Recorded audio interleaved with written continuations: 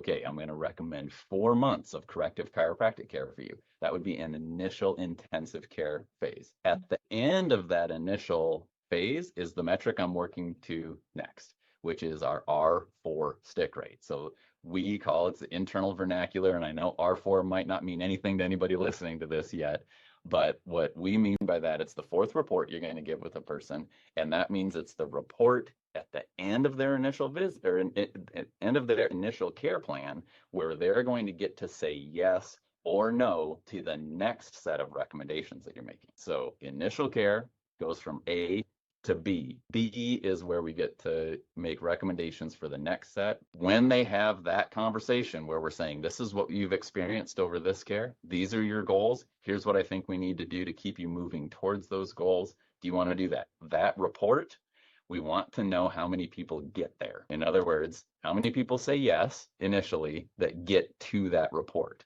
That's your R4 stick rate. So again, let's say you start 20 people and 15 people at the end of your initial care are still with you in care to have that report.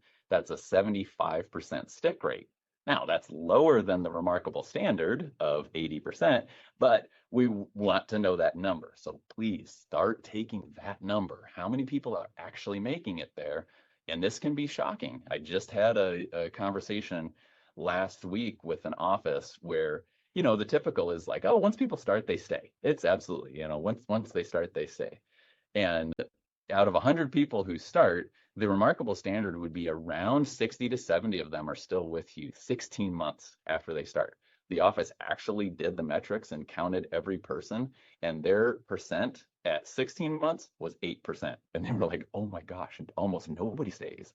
And people, we can't have the impact that we want to have if nobody stays around. So you have to know the number.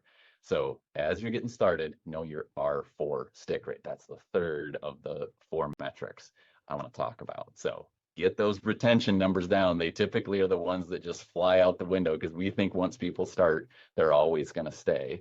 But we know different, and we need to know better. What do you got, Dr. Lana? Well, and think of it as like you're just doing your due diligence of helping people best matriculate through the journey, which we know all of us get adjusted routinely because we are all hopefully walking our talk, right? So if you're not, this is your nudge to like, you better be getting consistently adjusted because this is what you're asking people to do.